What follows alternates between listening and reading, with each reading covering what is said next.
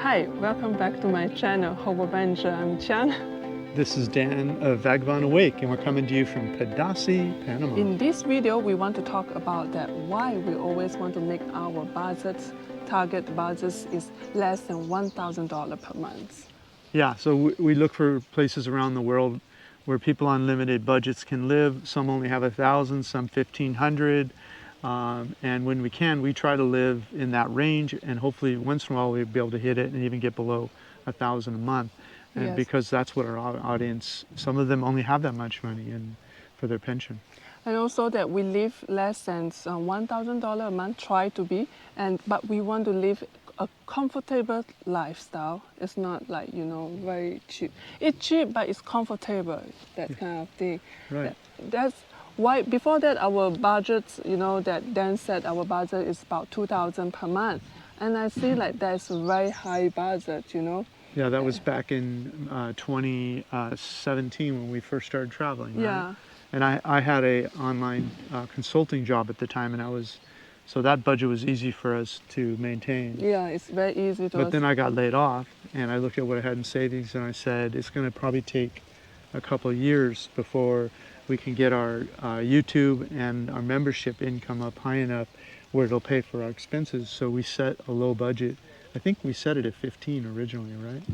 Yeah, I think 1,500? before that actually is 2005. Then you set it 2000. Okay. And then you show me a video that people living less than 1,000 in overseas. I like, wow, that's impressive, because I want to do that. And that's all. Starting from that time, we are trying to make our budget cost of living is less than 1,000. And in Asia, most of the place we make it less than 1,000. Yeah, and we don't always hit it, not even in Asia. But the thing, what we found out was that when we were trying to keep our budget lower, what it forced us to do was live more like the locals. Yes. And that made it more interesting, because instead of going to grocery stores and buying food from our home, we had to figure out what the locals are eating, because that's what was the cheapest food. And so we learned about food, and then what do the locals do for entertainment? And so we had to figure that out, because they're trying to live on often often half of 1,000 a month, like in places like the Philippines. And so we thought that it would be hard, or that the life would not be as enjoyable when you pull your budget down. But what we found out, It's very interesting. it's an interesting life. I Yeah. love to try new food. I like to know about the people, new culture. I want to eat whatever they have, because they know what is the best ingredient in their country to make a best food. Right. That's one thing. Yeah, and if you go to grocery stores and try to buy expat food, that's imported, it's often double or triple what it is in your home country.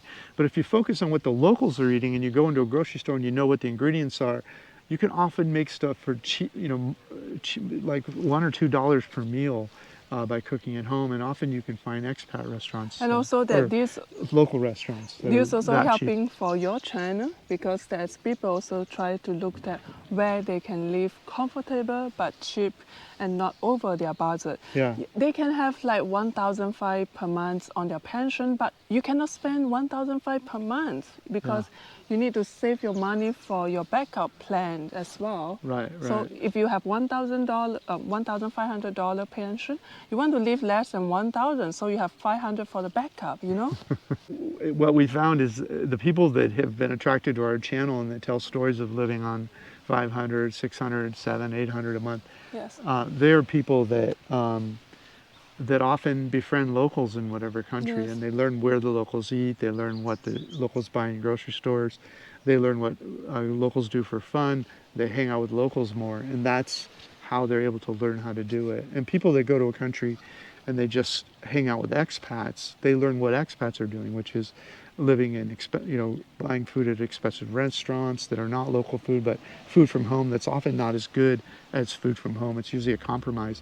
Or they're drinking like foreign booze, and then sports bars, and that lifestyle can easily be double or triple. And so they're always commenting on videos, you can't live here for that much.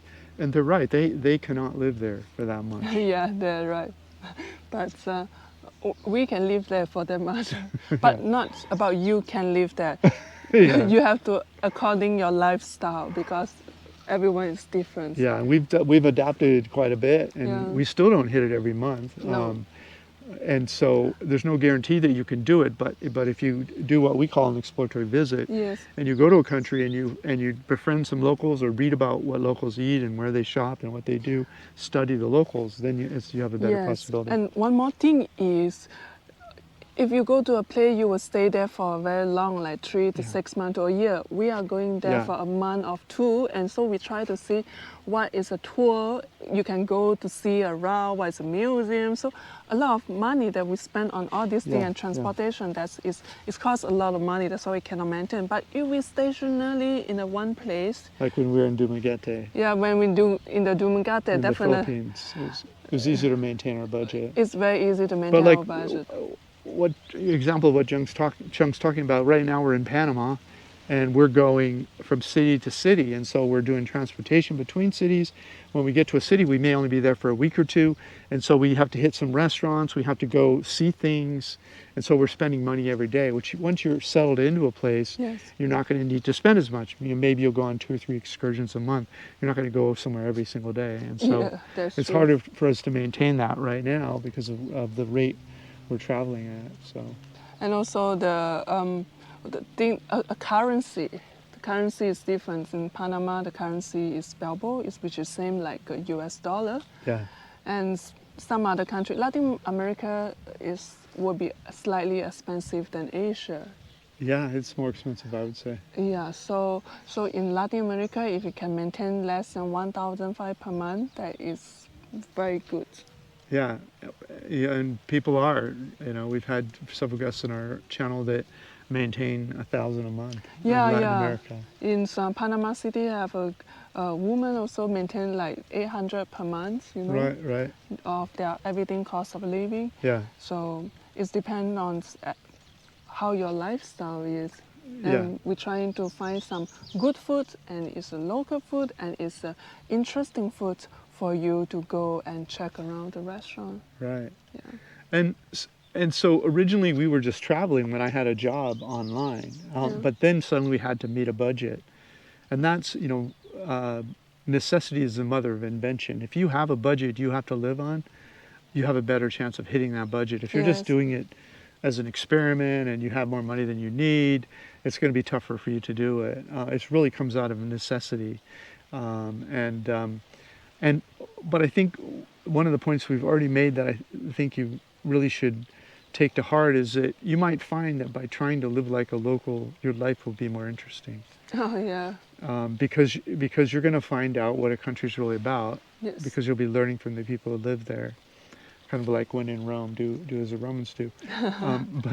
But if you hang out with a bunch of expats, and there's nothing wrong with that, they'll teach you a lot of things also. Yes. But you expect to spend a lot more money, double or triple. And it's not unusual we had some people on a comment on our Philippines that they were spending $2,000 or $3,000 a month. Oh, I don't know how they spent that One money. guy was spending $8,000 a month in the Philippines. Wow, crazy.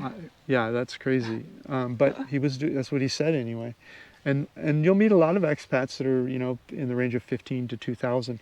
But I would say just as many are in 1,000 to 1,500. Yeah. And about every 10th expat you meet when we were in the Philippines is in the range of like 8 to 1,200 a month. Actually, in Panama, we also made some expat, like Gil, he showed us.